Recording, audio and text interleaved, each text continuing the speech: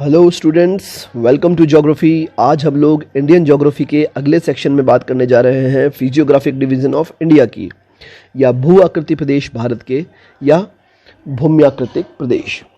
इसमें हम लोग बात करेंगे भारत को विभिन्न भू आकृतिक प्रदेशों में हमने बांटा है, उसकी संरचना और उसकी उच्चावच की दृष्टि से। सबसे पहले मैं आपको बात करूं कि संरचना किसे कहेंगे, तो संरचना का अर्थ है किसी भी भू भौतिक इकाई की भौतिक, रासायनिक, भूविवर्तनिक विशिष्टताएं जो मूलतः स्थलाकृतियों के प्रारूप में प्रकट होती है। मतलब आप समझिए कि किस चट्टान से बना है, किस प्रकार के खनिज पाए जाते हैं, किस प्रकार का उसका उच्चावच है, किस प्रकार की उसकी संरचना है, ये सब चीज़ें उसकी संरचना में ही काउंट की जाएगी। संरचना स्थलाकृतियों विकास एवं उद्भव में प्रमुख नियंत्रक कारक रहा है। हमेशा से आप देखेंगे स्थलाकृतियों का जब भी उद्भव हुआ है, उत्पत्ति हुई है, उसमें उसकी संरचना का बहुत महत्वपूर्ण भाग है। क्योंकि जब हम लोग संरचना की बात करेंगे तो एक पैटर्न हमें मिलेगा कि इस संरचना का उत्पत्ति इस पैटर्न से हुई है। फिर हम लोग बात करें उच्चावच, तो जब भी हम लोग उच्चावच की बात करते हैं सामान्य रूप से इसका संबंध ढाल से होता है। ढाल एवं ढाल का स्वरूप या उसकी कोणीय दशा अथवा ढाल तत्व, यही उसके उच्चावच के अंदर हम लोग सम्मिलित करते हैं। जब हम लोग भारत की बात करें या भारत के भूगोल के अंदर भारत की संरचना उच्चावच की बात करें तो इसमें काफ़ी विभिन्नताएं और विविधताएं पाई जाती है। उत्तर से लेके मध्य से लेके दक्षिण तक, पूर्व से लेके पश्चिम तक हमें भारत में विभिन्नताएं और विविधताएं भारत के नक्शे में या भारत की ज्योग्राफी में परिलक्षित होती है। यदि हम लोग बात करें, अगर मैं आपको इसका एक सामान्य परिचय दे दूं, संपूर्ण विविधताओं का ज्योग्राफिकल एक इंट्रोडक्शन दे दूं, तो इसके अंदर अगर हम लोग बात करें कि भारत में उच्चावच और भौतिक स्वरूप दोनों ही दृष्टि से विषमताएं मिलती है।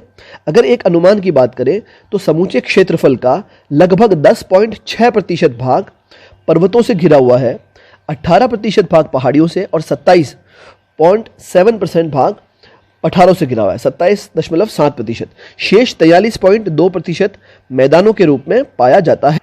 यदि हम लोग उत्तर से दक्षिण की तरफ ज्योग्राफिकल बात करें तो सबसे उत्तर में हिमाच्छादित शिखरों, विस्तृत घाटियों, हिमानी, गहरे गड्ढे, लंबवत घाटियां, गहरे जलप्रपात आदि की दृष्टि से हिमालय की उत्तुंग श्रेणियां अवस्थित है।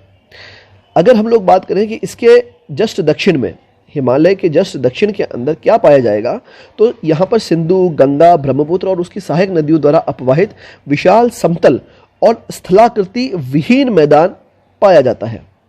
और हम लोग इसके अंदर ये बात करें कि इसके अंदर क्या ज्योग्राफिकल विशेषताएं पाई जाएगी, तो यहाँ चौड़ी घाटियाँ, विसर्प, गोकुर झील, नदी मार्ग में परिवर्तन, जलोढ़ मैदान आदि भूदृश्य हमें यहाँ पर दिखाई देते हैं। अगर हम लोग मैदान के पश्चिम में चलते हैं तो यहाँ हमें पाया जाता है विशाल रेतीला मरुस्थल या राजस्थान का मैदान। ये मुख्यतः वनस्पति विहीन है, बालू का स्तूपों से परिपूर्ण है और रेतीला और मरुस्थलीय क्षेत्र है। यहाँ पर सरिताएं बहुत कम पाई जाएगी, रिवर्स बहुत कम पाई जाएगी और उसमें भी बहुत विरली होगी जो समुद्र तक पहुँच पाती है। ये इस पश्चिमी क्षेत्र की विशेषता हो गई। अभी मैं आपको इन सब चीज़ों को पूरे इंडिया के मैप में लोकेट करके बताऊंगा। इसके दक्षिण में चले हम तो दक्षिण की तरफ अगर हम लोग बात करते हैं तो विशाल मैदान के संपर्क में एक संश्लिष्ट पठार पाया जाता है जो कहीं कहीं से बहुत अधिक आच्छादित है, तो कहीं सीढ़ी नुमा है, कहीं कगार युक्त है। तो इसमें कई प्रकार की विभिन्नताएं पाई जाती है। मतलब इसमें आपको सपाट स्थल ज़्यादा मिलेंगे, सपाट शिखर ज़्यादा मिलेंगे, यहाँ पर अवशिष्ट श्रेणियाँ ज़्यादा मिलेगी, आधार तल तक पहुँची हुई नदी घाटियाँ ज़्यादा मिलेगी। ये इसकी प्रमुख रूप से इसके भूदृश्य की विशेषताएं हम लोग मान सकते हैं। अगर हम लोग बात करते हैं इसी के बाद की, तो इसी के अंदर अगर हम लोग बात करें तो दोनों तरफ इसमें समुद्र तट पाया जाता है और कहीं कहीं इसमें तटों के सहारे पर लेगून झीलें पाई जाती है, चिल्का, पुल्लिकट, कुलेरू आदि। फिर अब हम लोग बात करेंगे तटीय मैदानों की, तो संपूर्ण भारत के दक्षिणी हिस्सा पूर्वी और पश्चिमी दो प्रकार के तटीय मैदानों से घिरा हुआ है। पूर्वी मैदान और पश्चिमी मैदान। पूर्वी मैदान पश्चिमी मैदान की तुलना में अपेक्षाकृत अधिक चौड़ा है, पश्चिमी मैदान अपेक्षाकृत संकरा है। पूर्वी मैदान में क्या विशेषता पाई जाएगी, क्या ज्योग्राफिकल उसमें हमें कैरेक्टरिस्टिक्स मिलते हैं, वो ये है कि पूर्वी मैदान में हमें डेल्टा निर्माण करने वाली नदियां मिलती है, डेल्टा का मैदान मिलता है। वहीं पश्चिम की तरफ डेल्टा नहीं पाए जाते हैं, मैदान अपेक्षाकृत संकरे पाए जाएंगे।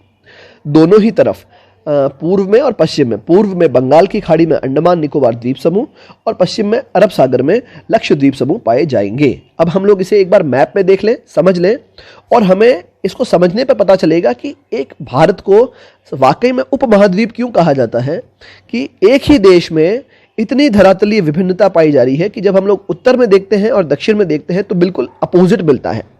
कहाँ विशाल और ऊंचे ऊंचे पर्वत पाए जाते हैं, वहीं हम लोग एकदम समतल मैदान में आ जाते हैं।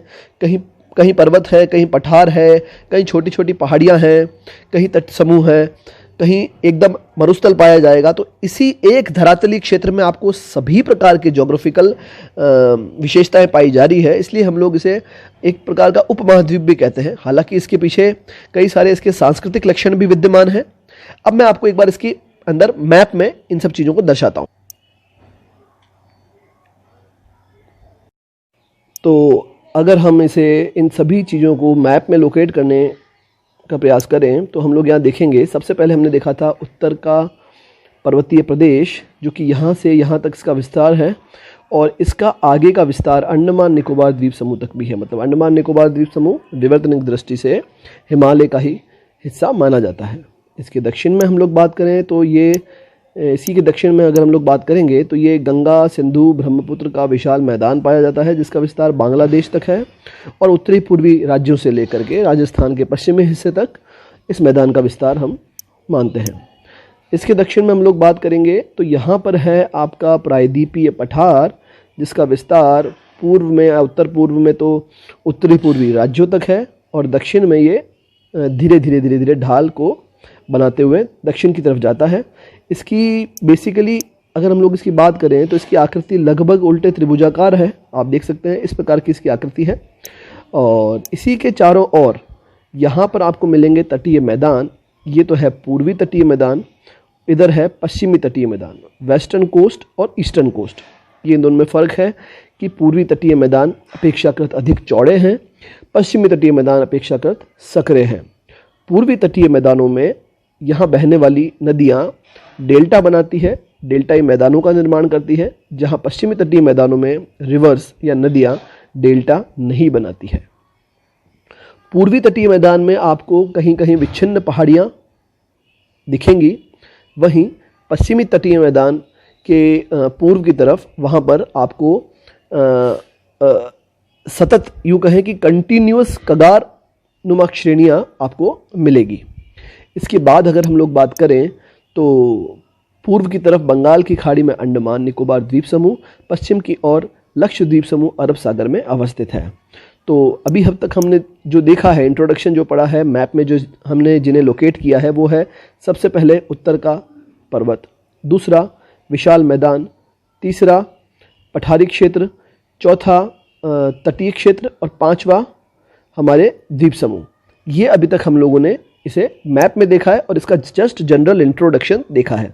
इसके बाद हम लोग देखेंगे एक एक सेक्शन को हम लोग लेंगे। सबसे पहले लेंगे उत्तरी पर्वतीय प्रदेश या हिमालय क्षेत्रों को देखेंगे, और उसके बाद कंटिन्यूअस हम लोग हर एक सेक्शन को पूरा करेंगे। Thank you so much.